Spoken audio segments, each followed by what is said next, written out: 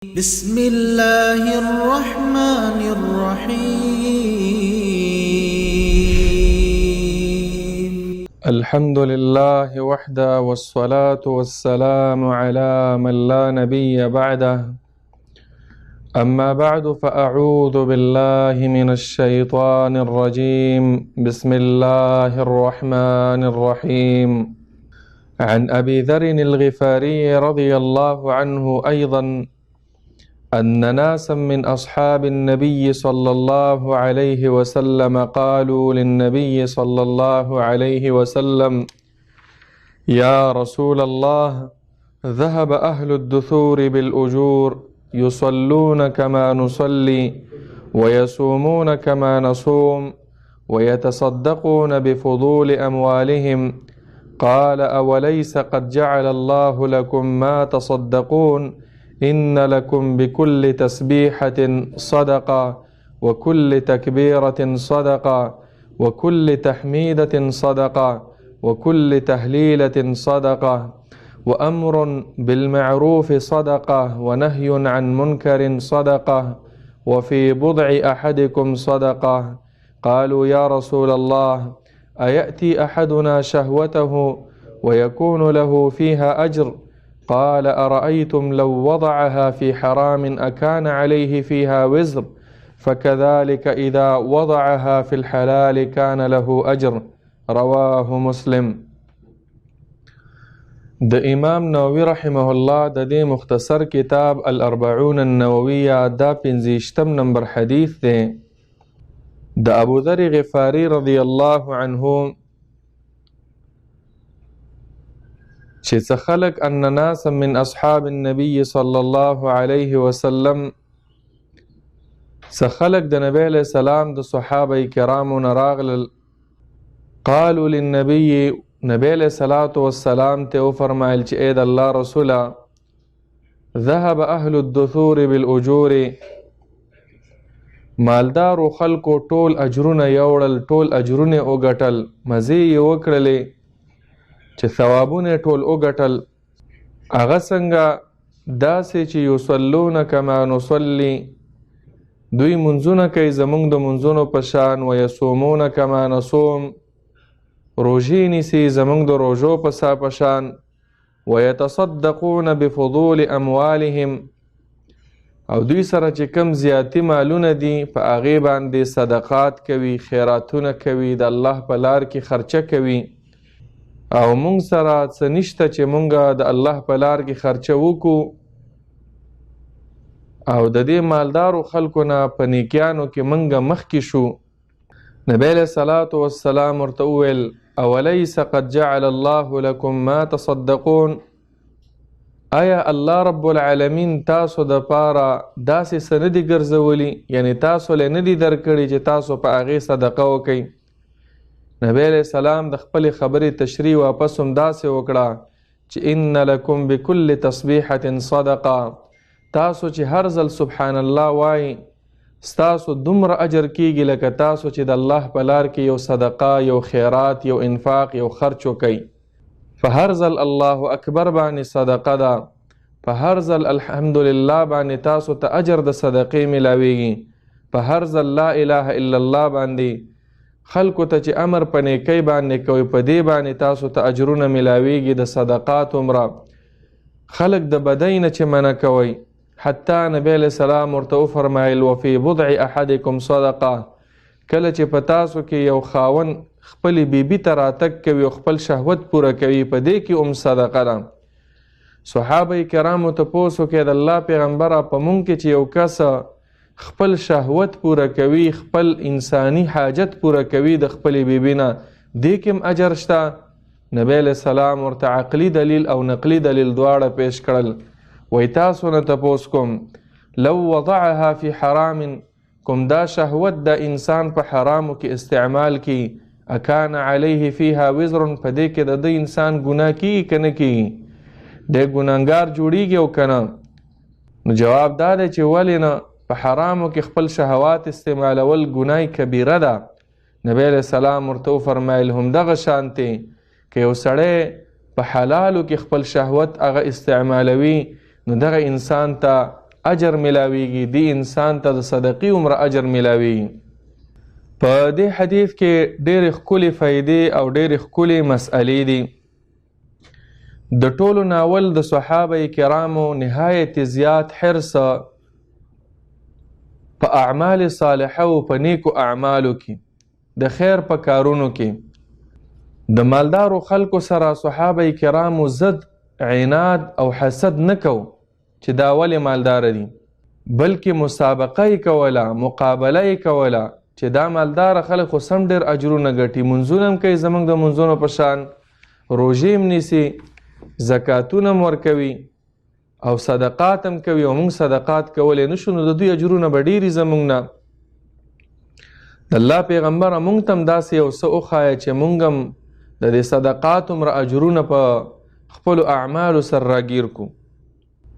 نو داسې قیمتي تپوسونه دا پکاري چې د انسان اخرت پې ښایسته شي، انسان ته په اعمالو کې ترقي میلاو شي، انسان د هغې په کولو باندې الله ته ورسیږي. داسې سوالونه پکاري او دا بې فایدې سوالونه، بې هدفه سوالونه د دې نه شریعت منم کړې ده.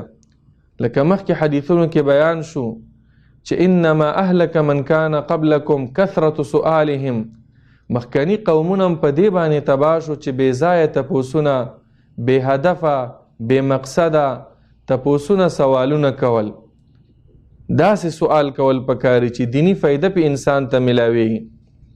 او صحابه کرام به په دې خفه کېدل، پریشانه کېدل به چې د یو نیک عمل نه دوی محرومېدل. یو نیک عمل به په زړه کې یو ارمانو کولی به نه شو، لکه صدقه شوه، په غریبانانو باندې خرچه کول شو، مسکینانو، یتیمانانو د خیر په کارونو کې، مساجد جوړول، لارې جوړول، په دې عامو ځایونو کې خپل مال لګول، چې دا به یې نه شو کولی. په دې به خفه کېدل چې کاش موږ سره مالونه وی او د انسانانو د مسلمانانو خدمت هم کړی. حتی صحابه کرامو به جړام کوله. قرآن کې سوره توبه کې راځي چې صحابه کرام راغلل، د الله پیغمبره موږ هم تا سره وځو چې ستا په صحبت او ستا په ملګرتیا کې د کافرو مقابله وکړو، د هغوی سره قتال وکړو، خو موږ سره اوزار نشته، موږ سره سامان نشته، موږ سره توخه نشته، موږ سره اس نشته، مرکب نشته، سورلی نشته. الله رب العالمین دا آیتونه هم راولېږل: ولا على الذين اذا ما اتوك لتحملهم قلت لا اجد ما احملكم عليه، چې پیغمبر به ورته وویل چې ما سره هم نشته، نو څه چل به وشو؟ د دوی ایمان ډېر مضبوط و، زړونه په ایمان باندې آبادو، زړونه په محبت د الله تعالی، په محبت د رسول الله، په محبت د دینی کارونو باندې آبادو، چې کله به واپس شو کورونو ته د بېوسۍ د لاسه، واعینهم تفیض من الدمع حزنا الا یجدوا ما ينفقون، سترګې به د اوښکو نه ډکې شولې، ژړا به یې کوله. ولې ژړا کوله؟ الله رب العالمین حال بیانوي، ډېر سخت به پریشان او چې موږ سره ولې پیسې نشته، مال نشته چې د الله په لار کې ولګو. نو صحابه کرامو به داسې قیمتي تپوسونه کول د ځان د فایدې دپاره چې الله رب العالمین ته پې ځان ورورسوي. اهل الدثور د مالدارو خلکو ته ویلی کېږي، دثور اموالو ته وایي. صحابه وویله چې د مالدارو خلکو ټول اجرونه وګټل. بعضو روایتو کې دا راځي: ذهب اهل الدثور بالدرجات العلا والنعیم المقیم، ټول اوچت اوچت درجات چې څومره دي اجرونه، هغه خو ټول د مالدارو خلکو وګټل، نعمتونه هم د دوی سره دي. نو نبی علیه الصلاة والسلام ورته داسې اعمال وروښودل چې د هغې په کولو سره انسان ته داسې اجر میلاویږي لکه د الله په لار کې چې خپل قیمتي مال، محبوب مال لګوي. د دې فقیرانو صحابه کرامو، د دې غریبو صحابه کرامو، د دې مسکینانو صحابه کرامو ګمان دو چې الله صدقه الا بالمال، چې د صدقې چې څومره فضیلت راغلی دا هم دغه صدقه ده چې په مال باندې، چې مال د الله په لار کې ورکړي. خو نبی علیه السلام ورته ویل چې نه، صدقه ځان له دا نه ده، نور کارونه هم دي چې تاسو ته دغومره اجر ملاویږي لکه تاسو چې د الله په لار کې روپۍ ولګوئ، پیسې ولګوئ، مال ولګوئ، دولت ولګوئ. نبی صلی الله علیه وسلم ورته وفرمایل چې ان لکم بكل تسبیحة صدقه. په دې حدیث کې څلور ذکرونه نبی علیه السلام ورته بیان کړل چې د دې په ویلو تاسو ته دومره اجرونه ملاویږي، لکه څومره چې مالدارو ته په خرچ او په انفاق باندې ملاویږي، چې هغه سبحان الله، الحمدلله، الله اکبر، لا اله الا الله. دا څلور کلمات چې دي مخکې حدیثونو کې تیر شو چې ان الله اصطفى من الكلام اربعه، الله د ځان د پاره په ټولو خبرو کې دا څلور خبرې غوره کړي دي. دا ډېر غوره کلمات دي. د دې په ویلو سره انسان الله رب العالمین ته رسیږي. هغه نور اجرونه په خپل ځای باندې، خو په دې حدیث کې یو اجر دا بیان شوی چې انسان ته په انفاق فی سبیل الله چې څومره اجر ملاویږي دومره په دې ذکر کولو باندې هم ورته ملاویږي. په بعضو حدیثونو کې بخاری او مسلم کې ورته عدد نبی علیہ السلام وښودو، وی افلا اعلمکم شیئا تدرکون به من قد سبقکم وتسبقون به من بعدکم. زه درته داسې یو عمل نه درښیم ای زما صحابه کرامو چې هغه څوک چې تاسو نه نیکیانو کې مخکې دي هغوی تاسو راګیرولی شئ په نیکیانو کې، خپلې نیکیانې د هغوی سره برابرولی شئ، او هغه څوک چې د تاسو نه وروستو دي په نیکیانو کې د هغې نه تاسو مخکې کیدی شئ، او هیڅ څوک به د تاسو نه بهتر انسان ونه ګرځي یا ستاسو په شان به ونه ګرځي تر څو چې هغوی هم په دې حدیث باندې عمل ونه کړي. یعنی که تاسو په دې عمل وکړو تاسو غوره انسانان هم وي. صحابه کرام وویل ولې نه؟ د الله پیغمبر نبی علیہ السلام ورته وفرمایل تسبحون وتكبرون وتحمدون دبر كل صلاة 33 مره. د هر فرضي مانځه نه وروستو 33 ځل سبحان الله، 33 ځل الحمدلله، 33 ځل الله اکبر دا کلمات وایي. دا د بخاری او د مسلم په حدیث کې یوه طریقه دا وه، او دویمه طریقه عام وختونو کې دا اذکار وایي دغومره اجرونه به تاسو ته ملاوي. نو حدیث نه معلومه شو علماو لیکلي دي چې الصدقه تطلق على جميع انواع المعروف. هر یو د خیر کار چې دی هغې ته صدقه ویل کېږي. صرف دا نه ده چې پیسې د الله په لار کې ولګوه، د الله په لار کې پیسې لګول دا هم صدقه ده. خو صحیح حدیث مسلم کې راغلی کل معروف صدقه.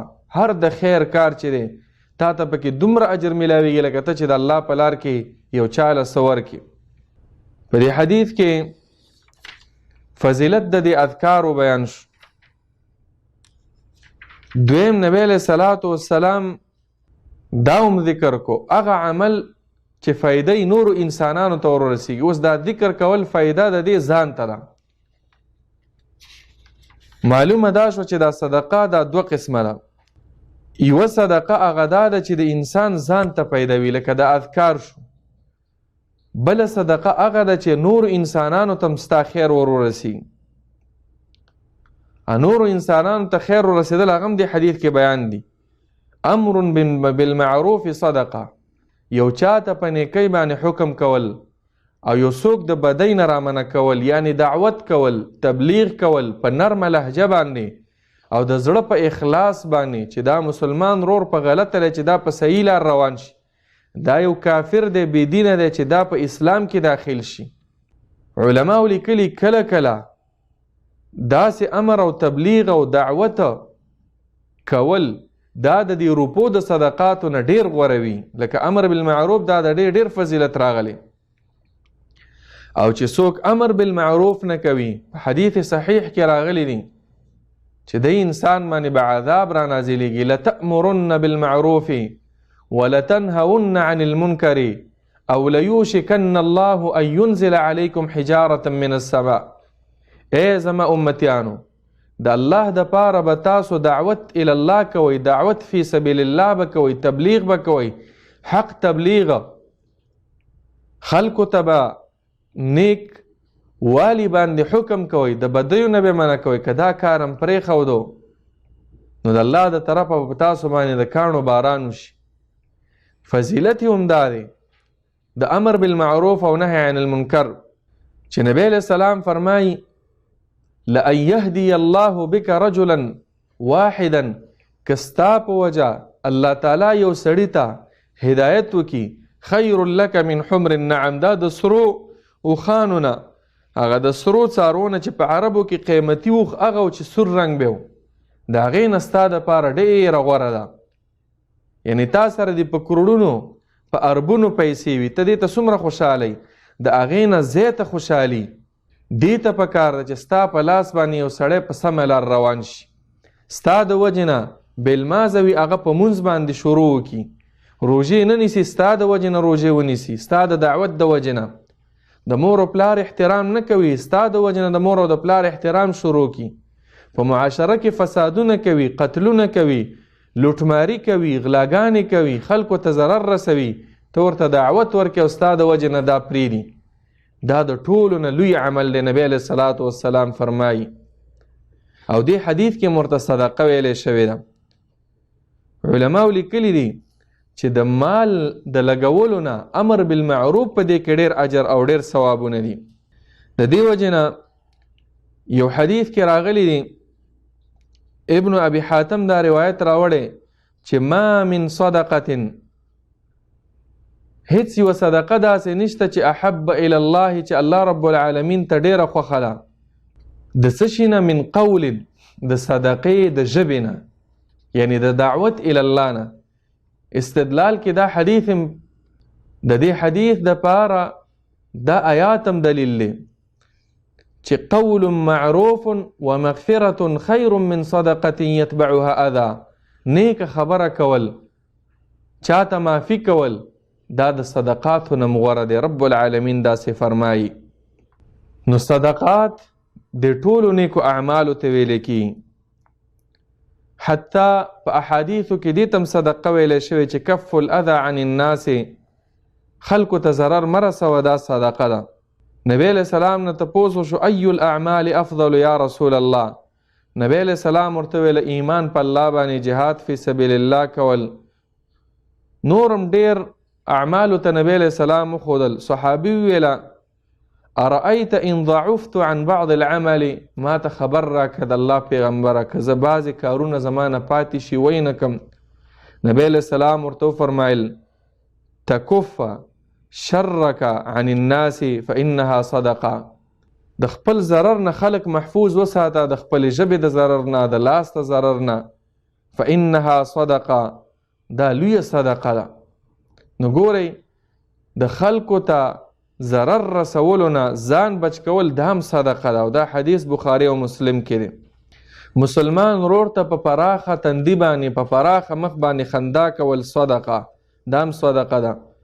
وارشادک الرجل فی ارض الضلال، د یو مسلمان ورور نه لاره ورکه شوې ده، ته ورته لاره وښې، دا هم صدقه ده. اماطتک الحجر والشوک والعظم، د مسلمان د لارې نه کاڼې ګټه لرې کول، یو ازغې لرې کول، اډوکې لرې کول، دا صدقه ده. د خپلو اوبو نه مسلمان ورور ته اوبه ورکول، دا صدقه ده. یو څوک په لاره روان یو، د هغه سره یو غټ درون بوج وي، وزن ورسره وي، او ته هغه سره مدد وکړې، کومک ورسره وکړې، او دا بوج ورسره یو ځای پورې یوسې، دا صدقه ده. کمزوري انسان سره ودرېدل، دا صدقه ده. دا ټول په احادیثو کې ذکر دی. وبیانک عن الارتم، یو ګونګی سړی وي، یو ړوند سړی وي، هغه ته وضاحت د لارې وکړي چې لار داسې ده، دا هم صدقه ده. دې ټولو ته ویلی شوي دي. وتهدي الاعمى وتسمع الاصم، دا ټولو ته صدقه ویلی کېږي. لنډه خلاصه په دې حدیث کې ذکر شوې ده چې هر یو د خیر کار دا صدقه ده.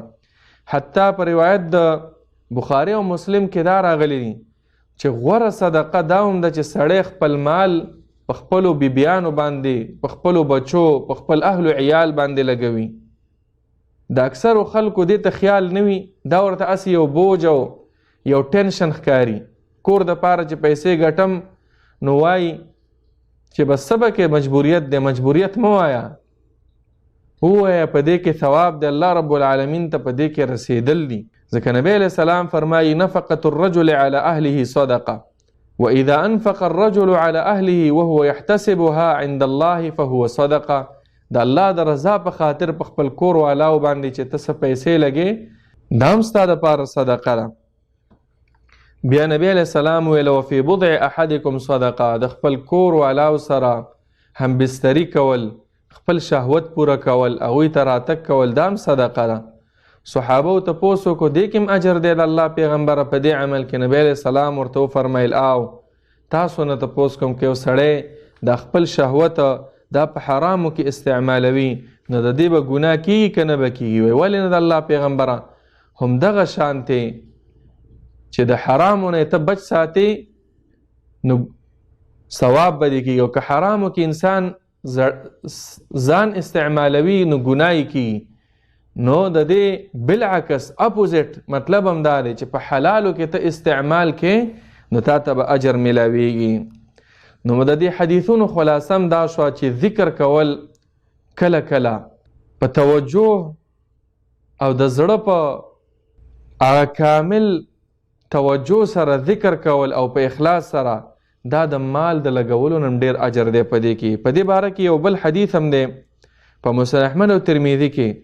نبی علیہ الصلوۃ والسلام فرمای الا انبئکم بخیر اعمالکم، ای زما صحابه کرامو تاسو ته په غوره اعمالو کې غوره عملونه درته نښیم، داسې عمل یو ګوره غورم دی وازکاها عند ملیککم، د الله په وړاندې ډېر پاک عمل، وارفعها فی درجاتکم ستاسو درجات هم ډېر اوچتوي، وخیر لکم من انفاق الذهب والفضة، د سرو د سپینو د صدقاتو نه هم ستاسو دپاره په هغې کې اجر ډېر دی، وخیر لکم من ان تلقوا عدوکم فتضربوا اعناقهم ويضربوا اعناقکم، د دین هم غوره دی چې ته د دشمن سټ هغه د بدن نه جدا کړي او یا تاسو هم شهیدان شئ. صحابه کرام ویل ولې نه د الله پیغمبره؟ نبی علیه السلام ویل ذکر الله عز وجل، د الله رب العالمین ذکر کول. د دې نه دا معلومه شوه چې کله کله د ژبې اعمال د زړه اعمال دا د دې روپو د لګولو نه په دې کې اجر هغه زیات دی. عن ابي هريره رضي الله عنه قال قال رسول الله صلى الله عليه وسلم كل سلامة من الناس عليه صدقة كل يوم تطلع فيه الشمس، قال تعدل بين الاثنين صدقة، وتعين الرجل في دابته فتحمله عليها أو ترفع له عليها متاعه صدقة، والكلمة الطيبة صدقة، وكل خطوة تمشيها إلى الصلاة صدقة، وتميت الأذى عن الطريق صدقة. رواه البخاري ومسلم. د امام نووي رحمه الله د دې مختصر کتاب الاربعون النوویه دا شپږشتم نمبر حدیث دی. دام د دې مخکې حدیث سره ډېر متعلق دی چې نبی علیه الصلاة والسلام نورم داسې اعمال ښودلي چې د هغې په کولو سره انسان ته د صدقې عمر اجر، د انفاق فی سبیل الله عمر اجر ملاویږي. خو په دې حدیث کې یوه فایده هغه دا ده چې نبی علیہ السلام فرمای کل سلامة من الناس علیه صدقة کل یوم تطلع فیه الشمس. سلامه د انسان د بندونو ته ویل کېږي. وی الله رب العالمین چې په تا باندې دا نعمتونه کړي دي او تاله دا بندونه درکړي، تاله دا باډي درکړي، دا بدن درکړي دي، د دې هر یو په مقابل کې ته شکریه ادا کوه، صدقه وباسه. داسې نه چې یوه ورځ بس کل یوم تطلع فیه الشمس، هر ورځ چې د انور راخیږي نو ته په کار ده د ټول بدن شکریه ادا کړي. بعضو روایاتو کې راغلی دي مسند د بزار کې هغه هم صحیح روایت دی چې للانسان 360 عظما او 36 سلامه، د هر انسان 360 اډوکې دي یا 36 بندونه دي، او دا انسان به د هر یو بند د هر یو اډوکې په مقابل کې د الله شکریه به ادا کوي، صدقه به ورکوي چې تا باندې الله ډېر نعمتونه کړي دي. په دې خپل بدن کې ته سوچ وکړه. نو د انسان سره کله کله دا سوچ پیدا شي چې دومره پیسې خو ما سره نشته چې زه د خپل بدن شکرانه ورکم، صدقه ادا کم. نو نبی علیہ السلام طریقه ښودلې. څه طریقه؟ مخکې حدیثونو کې بیان شو چې اذکارو پابندي کوه، امر بالمعروف کوه، نهی عن المنکر کوه، د خپل کور والا سره ښایسته اخلاق چلوه، د هغې حق ادا کوه. په دې حدیث کې یو څو نور ذکر دي چې ته غواړې د خپل بدن شکریه ادا کړي او الله رب العالمین ته ځان نږدې کړي. نبی علیه السلام فرمایل تعدل بین الاثنین صدقه، د دوه مسلمانانو په منځ کې عدل کوه. بعضو روایتو کې داسې راغلی دي چې د دوه مسلمانانو په خپل منځ کې ورانه ده او ته ورله جوړه وکړي. اصلاح ذات البین دا صدقه ده. دا نه چې د نن سبا د خلکو په شان چې د دوه مسلمانانو ورانه وي نو دا بل درېمګړی دا کوشش کوي چې نور یې موله ورانه کړي. نه، د مسلمان چې د مسلمان سره ورانه وه ته د هغوی په منځ کې د جوړجاړي کوشش وکړه، د صلح کوشش وکړه. دا یو لوی عمل دی د الله رب العالمین په وړاندې باندې. نو چې کله ته دا کار وکړې ته د خپل بدن د بندونو د اډوکو چې الله درکړي د دې شکریه ادا کولی شي. الله به د تا نه دغه عمل په مقابل د دې نعمتونو کې حساب کی. نبی علیہ السلام بیا وفرمایل وتعین الرجل فی دابته فتحمله علیها. یو سړی د سورلی ولاړه ده او تراشي هغه سورلی ته ور وخیږي او ترفع له علیها متاعه صدقه، یا د هغه سره سامان دی، بوجۍ ده، نور اوزار دي، هغه د خپل سورلی ته خیجوي. نن سبا گاڑی دی، رکشه ده، ټانګه ده وغیره، او ته ورشې د الله د رضا په خاطر د هغه سره مدد وکړي، هغه سره کومک وکړي په بارولو کې، دا هم صدقه ده او ستا د دغه نعمتونو شکریه ده چې الله په تا باندې کړي دي. والکلمة الطیبة، ښه خبره کول. ښه خبره ټولو ته ویل کېږي، ذکر اذکار کول، دعوت کول، خوږې خبرې چاته کول، د قرآن او د حدیث نشر اشاعت کول، لا اله الا الله ذکر کول، سبحان الله ویل، دا هم صدقه ده. وکل خطوة تمشیها الى الصلاة صدقه. نبی علیہ السلام ورته دا مښودو هر یو قدم چې ته اخلی او جماعت ته روانې فرضي مونځ دپاره، جماعت دپاره، دا هم صدقه ده. وتمیت الاذى عن الطریق صدقه. د مسلمان د لارې نه، مطلقا د انسانانو د لارې نه، حتی د حیواناتو د لارې نه یو تکلیف ده، یو ضرري شیز هغه لرې کې، دا هم صدقه ده. نو چې کله ته دا عملونه په صحیح نیت باندې کې، نو ستا چې دا څه د پاسه 300 بندونه دي او الله رب العالمین دا مفاصل تاله درکړي دي، نو د دې شکریه تا ادا کړه. بعضو روایتو کې داسې راغلی دي ویجزئ من ذلك رکعة الضحى يرکعهما. که دا دومره ډیر کارونو مو قدر ته ملاو نشوه نو په دې خو قادر یې. نبی علیہ السلام فرمایي، مسلم شریف کې دا روایت دی چې د ساخ په ټیم کې 2 رکعاته مونځ وکړه نو دا ستا د دې بدن شکریه او شکرانه شوه چې الله تعالی کوم نعمتونه درکړي دي د هغې شکر ته ادا کو. او بعض روایتو کې دام راغلی دي چې الحمدلله دی وویله، د نعمتونو شکریه ادا شوه. خلاصه د دې دواړو حدیثونو دا شوه چې صرف صدقه دا نه ده چې سړی مال لګوي، صدقه دا هم ده چې انسان په ژبه باندې د الله ذکر کوي، انسان د بل مسلمان سره کومک کوي، مدد کوي، دعوت الی الله کوي، خلق د بدیو نه منع کوي، نیکیو طرف ته رابلي. الله رب العالمین نه موږ او تاسو ټول د رسول الله صلی الله علیه وسلم په هر حدیث باندې په اخلاص سره عمل کوونکي جوړ کړي. آمین یا رب العالمین. وصلی الله وسلم علی نبینا محمد وعلى آله وصحبه اجمعین.